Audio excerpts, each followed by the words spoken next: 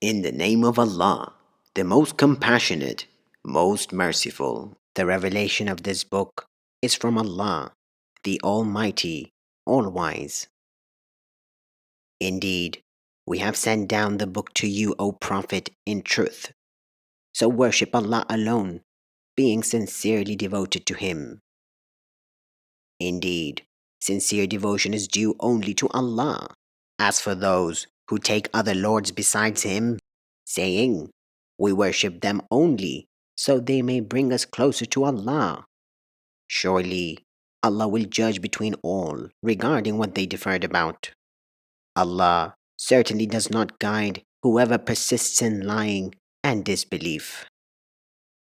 Had it been Allah's will to have offspring, He could have chosen whatever He willed of His creation. Glory be to Him. He is Allah, the One, the Supreme. He created the heavens and the earth for a purpose. He wraps the night around the day and wraps the day around the night. And He has subjected the sun and the moon, each orbiting for an appointed term. He is truly the Almighty, most forgiving. He created you all from a single soul. Then from it He made its mate, and He produced for you 4 pairs of cattle.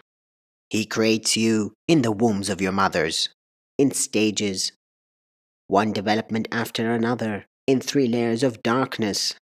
That is Allah, your Lord. All authority belongs to Him. There is no God worthy of worship except Him. How can you then be turned away?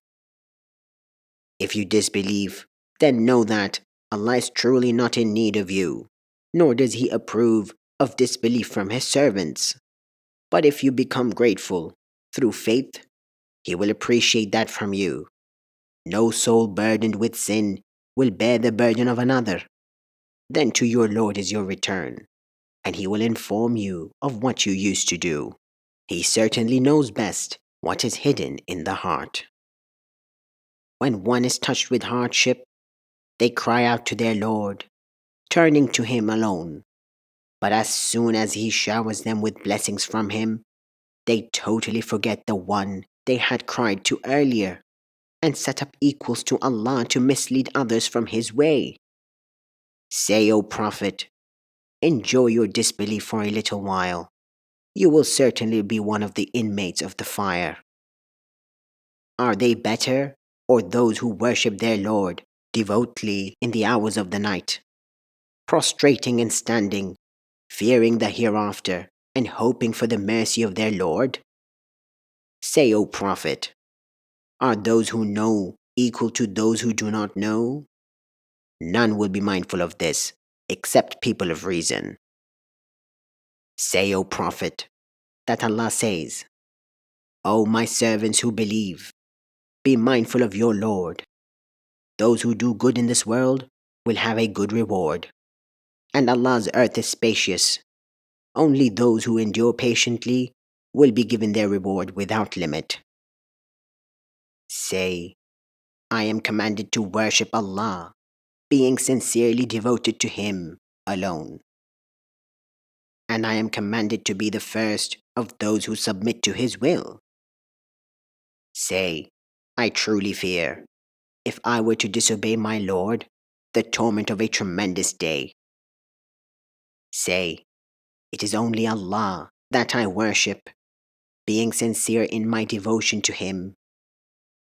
Worship then whatever gods you want instead of Him. Say, the true losers are those who will lose themselves and their families on Judgment Day. That is indeed the clearest loss. They will have layers of fire above and below them. That is what Allah warns His servants with.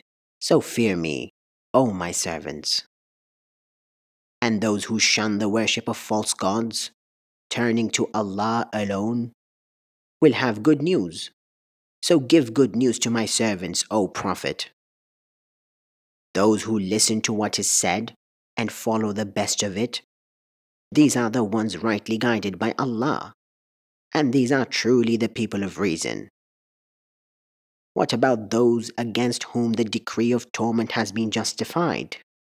Is it you, O Prophet, who will then save those bound for the fire? But those mindful of their Lord will have elevated mansions, built one above the other, under which rivers flow.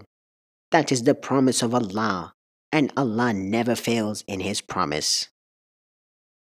Do you not see that Allah sends down rain from the sky, channeling it through streams in the earth, then produces with it crops of various colors? Then they dry up, and you see them wither, and then He reduces them to chaff? Surely, in this is a reminder for people of reason.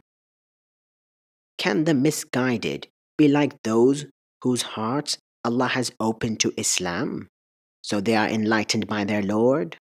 So woe to those whose hearts are hardened at the remembrance of Allah. It is they who are clearly astray.